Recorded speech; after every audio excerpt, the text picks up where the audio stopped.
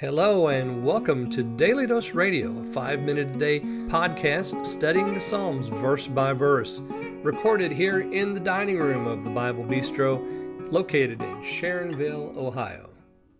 Hey there friends, welcome back to Daily Dose Radio here in the Bible Bistro. Come on in here and sit down with me, get yourself something hot or cold to drink. Today we're looking at Psalm 19, and we're going to read verses 9 through 11, 9, 10, and 11 today. We'll be talking about this difference between the general revelation of God in nature and the specific revelation of God. And I said that the revelation of God in nature is one note. It is that God is the creator of all things, and He is to be glorified.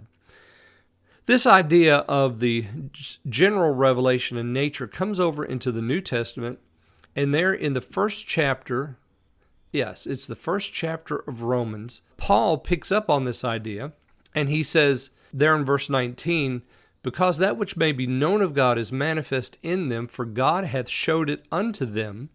For the invisible things of Him from the creation of the world are clearly seen, being understood by the things that are made." So you see, the things that are made have revealed the invisible things of God, even, and this is what's being revealed, or what's being made known, His eternal power and Godhead, so that they are without excuse. So the preaching of creation has a purpose in that it gives man that knowledge so that they might worship and glorify the one and only true God. Now Paul goes on to argue there in the first chapter that they haven't done that. They've exchanged the glory of God for the glory of the creation or the creature. And they've made idols and things, and they were darkened in their imaginations and so forth. So the revelation of God in nature, this general revelation, has a result and it has a purpose. That is that God might be glorified as creator of all things by the men that He's made. Now the specific revelation comes and gives us even more, and it's more perfect. So the commandment of the Lord is pure. And what does it do? It enlightens the eyes. So there's more to be seen, and the commandments of the Lord do that for us. So 7 and 8, we talked about the law of the Lord, the testimonies, the precepts, the commandments. Does any of that sound familiar? And now we're going to come to verses 9, 10, and 11, and let me read those for you. "The fear of the Lord is clean, standing sure forever. The judgments of the Lord are true and righteous altogether. They are desirable to make one rich, with much fine gold. They are sweeter than honey, or the drippings of the honeycomb. Moreover, your servant is warned by them. In keeping them, there is great reward."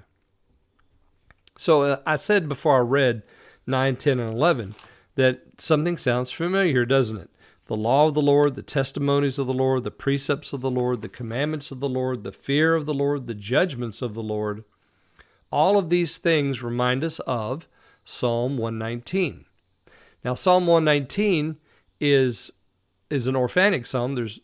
No one is attributed to having written this psalm. But here in 19, we're told that this is a psalm of David, and yet we find David doing the exact same thing here in 19 that he does in 119. So I think we can assume, maybe, from at least this psalm, that David is the author of 119 because we have the same cadence of the 7 names of the Word. The law, the testimony, the precepts, the commandments, that's 4. The fear of the Lord, the judgments of the Lord, that's 5, that's 6.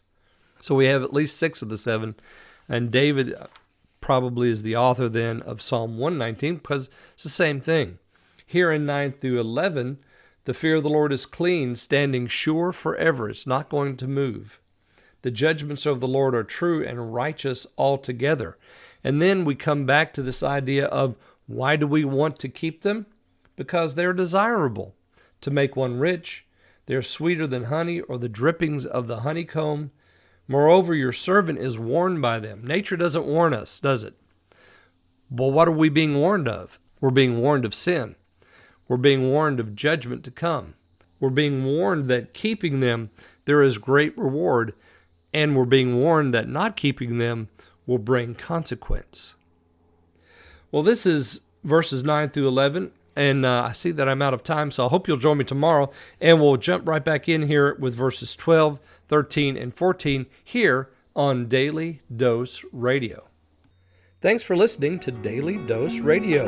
For more fresh and delicious Bible studies, podcasts, books, and more, check out the Bible Bistro online and on YouTube. Join me again next time for Daily Dose Radio.